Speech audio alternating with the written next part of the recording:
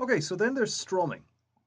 Now, there's no right or wrong sort of way of doing this in terms of technique. A lot of people do it different ways. Some people use plex. I don't recommend using plex for the ukulele myself. They tend to sound a little bit on the harsh side.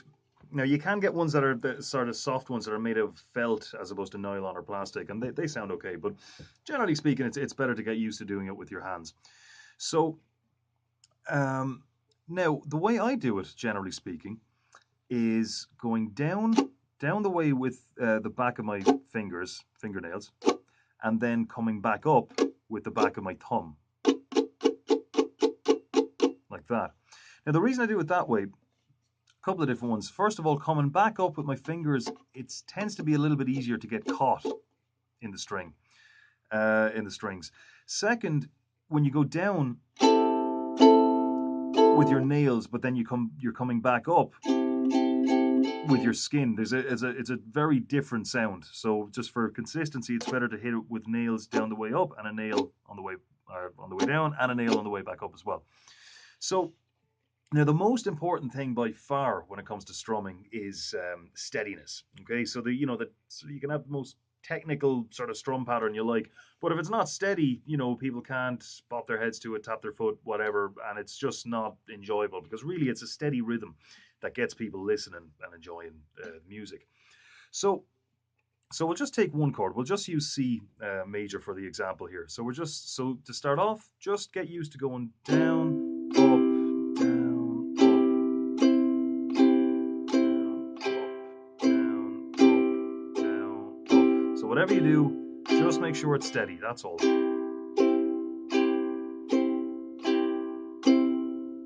And so whatever tempo you're doing, that could be enough. Even something as simple as that. So let's say it's 1, 2, 3, 4.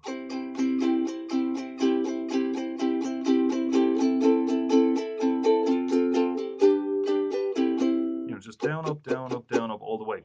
So if you want to get a bit more intricate than that, what you can do is I'll show you a little pattern that we do quite a bit with the group and show you how it's done then. So here's what it sounds like.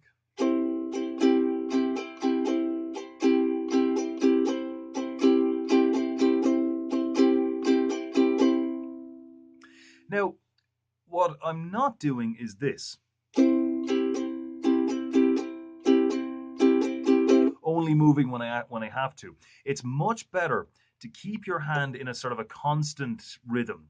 Da, da, da, da, da, da. And then you just define your pattern by the ones you don't hit.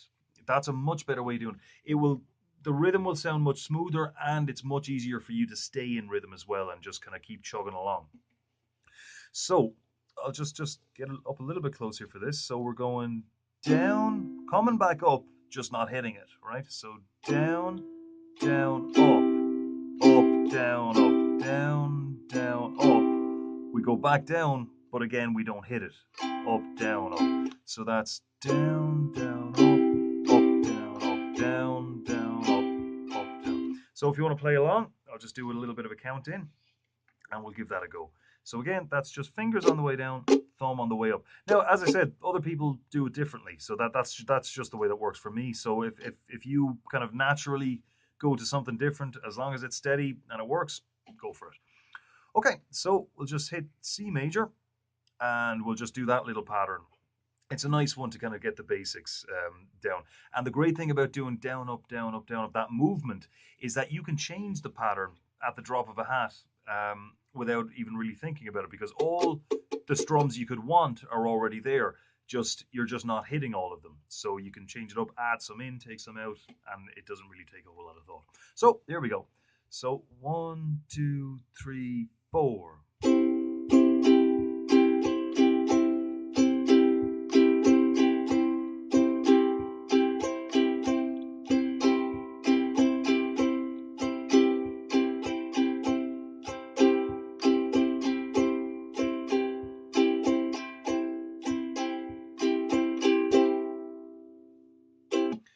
Now, other than that, so that rhythm is in 4/4. So most of the music we would listen to is in 4/4, meaning just that there's four beats in every phrase or every bar, as the technical term. So in other words, that just means that you can count it in fours. So 1, 2, 3, 4, 1, 2, 3, 4, 1, etc. But it's not always like that. For example, Hallelujah, which is one of the ones we do, is in 6/8. So that means there's six beats, six shorter beats, mind you, but six beats in every phrase. So it's 1, 2, 3, 1, 2, 3, 1, 2, 3, 1, 2, 3, 1, 2, 3, 4, 5, 6, 1, 2, 3. You can count it any way you want. So in that case, what I would do is just go down, down, down, down, down, down, down, down, down, down. But then that gives you the option to throw in the little ups in between those downs. So for example, 2, 3. So these are all just downs. And then you can throw the ups in between those. 1, 2, 3, 1, 2, 3, 1. But now, if you don't even want to throw in the ups there, and you just want to stick to the kind of 1, 2, 2, 2, 3, that's perfectly adequate. You know that really will get the job done. But if you want to just mix it up a little bit, you can always just sneak in a little up in between the downs. Now, when I say in between, they're still going 1, 2. So I don't mean this.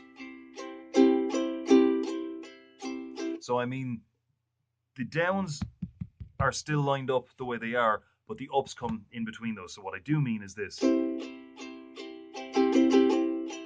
Down, down, down, down, down, down, down, down, down, down, down, down. So the ups are coming down, down, up, down, down, down, up, down, down.